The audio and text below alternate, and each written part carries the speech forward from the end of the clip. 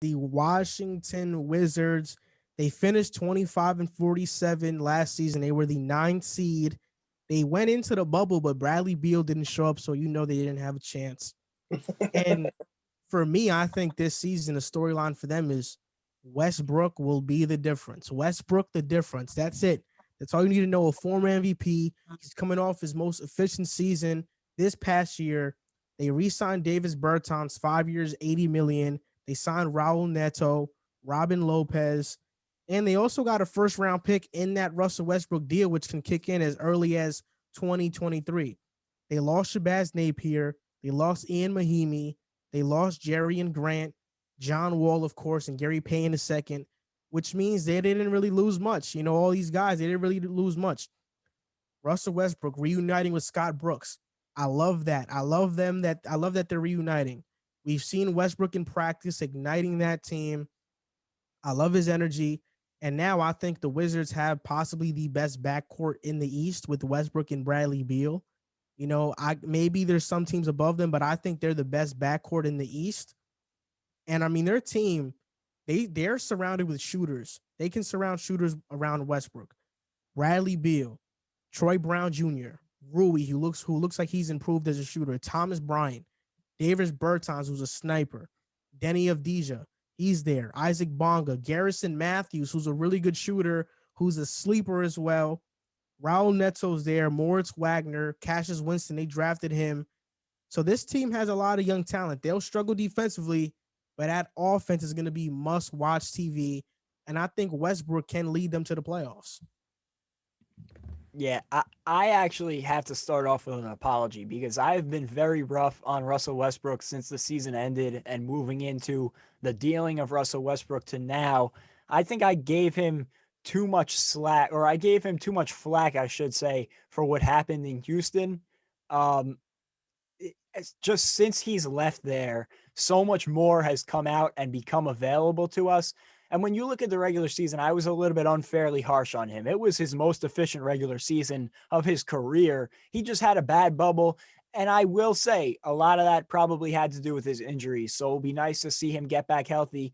And the more important thing for me is like I mentioned before when we were talking about James Harden, that Tim McMahon article from the, it included some quotes from the bubble, including James Harden showing up late to a film session and Russell Westbrook saying something along the lines of just start the film session without him. And they made the whole team wait because Harden was late.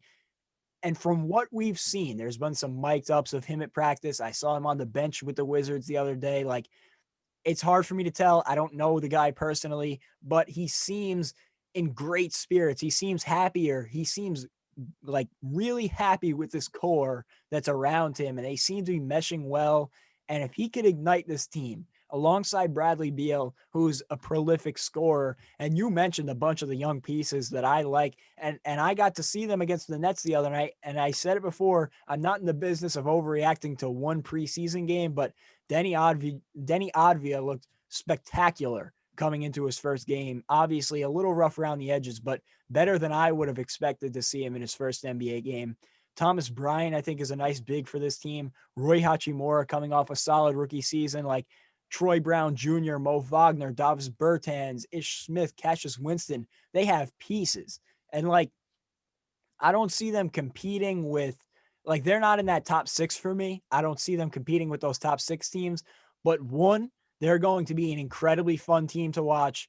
And two, I think that outside of those six teams that I call playoff locks, they're as close to a playoff lock as it gets on the heels of Russell Westbrook and Bradley Beal. I think Westbrook is going to have another very nice regular season. I don't know if he matches last season's output efficiency wise, especially because he played so well in the regular season. But I do think that him and Beal will this team to the postseason, not even a play-in postseason. I have them actually finishing at 7.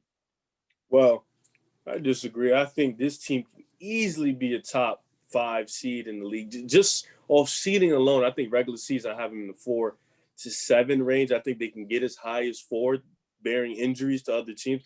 And I think they'll be right around the 5-6 cups, 5-6 cups. But I want to say this, though. I think Westbrook is on the verge of having a really impressive season. I think in Houston, you saw the spacing when they had shooters out there. And I think Washington has better shooters than Houston, or at least a more versatile group of shooters because Washington's bigs can shoot also. I mean, Wagner can shoot. not to cut you off, Riv, but Houston, they were a 3-point shooting team because they took so many. But Washington's actually an efficient 3-point shooting team. Houston was one of the worst teams shooting wise in the league. I was getting to that. You didn't have to cut me off.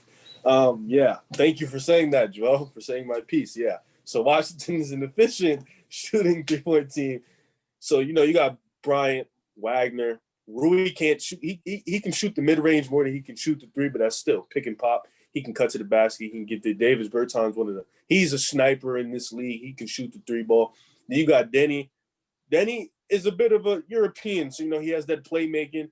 He'll take a backseat. He'll be cool. Then you have a guy in Bradley Beal, a guy who can be the number one scorer, the number two scorer, whatever you name him to be, off ball, on ball. He can do that. And I think him and Westbrook are going to really vibe and gel together.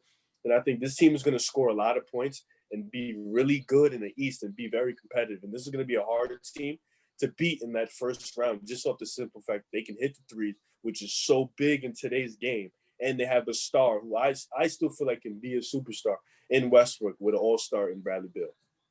See, in my opinion, when you look at this Washington roster, Westbrook, like we mentioned, is the difference. And Westbrook has gotten a bad rap throughout his career, and I've always been the first one to defend him. Outside of last year in Houston, where I feel like he played horrible in the bubble, I've always been the one to defend him. In OKC, he took a team with Victor Oladipo, Sabonis his rookie year, Steven Adams, and Terrence Ferguson to the playoffs. I think Andre Robinson started that season for the majority of the year. No spacing whatsoever. Average a triple-double. Took them to the 6th seed in the Western Conference, a really great Western Conference. Now you see him what's the biggest knock on Westbrook is that when he leaves players, they become better. Paul George had an MVP year with Westbrook. Nobody talks about that. Harden led the league in scoring last year. Nobody spoke about that. They worked. They were like the highest scoring duo in NBA history. And I would say that Harden's efficiency dropped because Harden wasn't able to compromise his game to fit Westbrook's game more. Harden wasn't that great efficiency wise last year. It was one of the worst years of his career because he played iso ball heavily.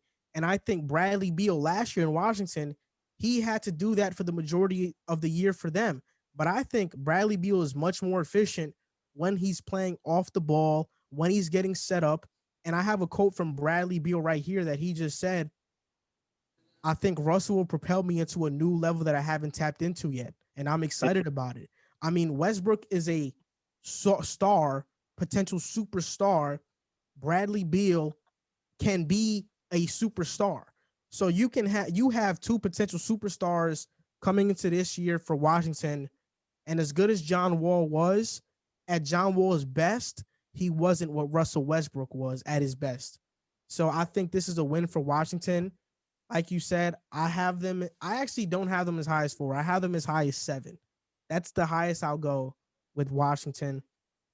I have them finishing with the 8th seed though. And I can see them being as low as 9 or low as 10 if that defense is truly awful throughout the year. Yeah, I have them as high as possibly 6, and that would take one of those top 6 teams, like I mentioned, having a really bad year, which I don't see. So realistically, I have them at 7. I think their ceiling is 7 or maybe 6, but I could only see them going as low as maybe 10, but more likely 9. So I'm going to put them at 7 and bet on the fact that Scott Brooks can tap into Westbrook, have him have another season like he had last year. And him and Bradley Beal, I feel like, are both going to have a little breath of fresh air here. Bradley Beal's been waiting for John Wall for 2 years to get back onto the court, just when it seemed like he was hitting his stride with John Wall. And now he gets a guy in Westbrook who is coming off probably one of the most miserable situations he's been in last year from what we've read in Houston to come to Washington where there's not a lot of pressure. Like, nobody is expecting much from this team. So I think that this is a very good situation for Westbrook to come into and turn around. And I'll say again, I apologize because I was very harsh on the Wizards for making the deal and Russell Westbrook, but I do think this will be a good partnership this year. And I think when the last time we saw it wasn't a lot of pressure on Westbrook, 32, 10, and 10. The pressure wasn't on OKC at all to make any noise that year. And we saw him put up one of the greatest triple doubles we've ever seen. And to go back to your point, Paul George talked about it in his interview.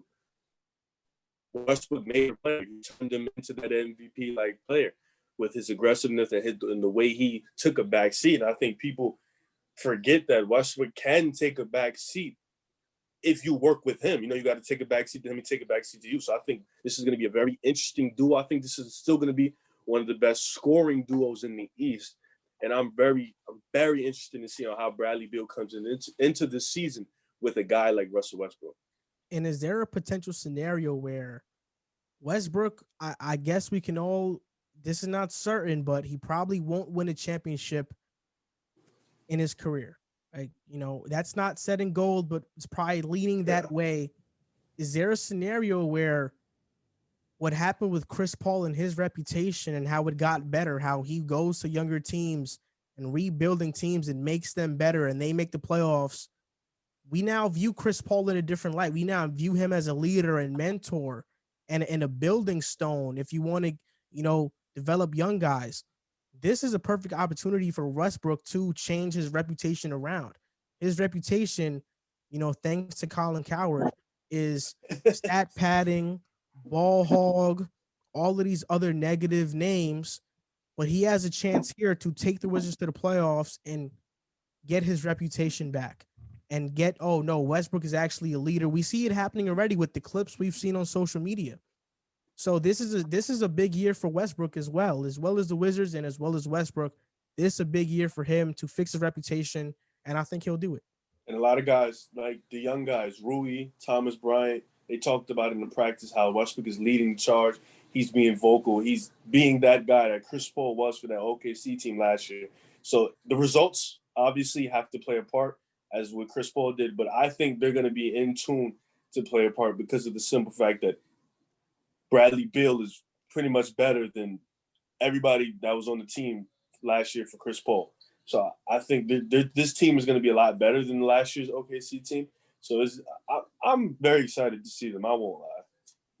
Yeah, I love that Chris Paul comp, honestly. I think it's a great spot for him to be in because you look at Westbrook and I can't find a teammate his entire career that said a bad word about him. In fact, he's had teammates going out of their way to say great things about him. So I like that leadership role for him, even if he's not going to find his way to a championship at any point.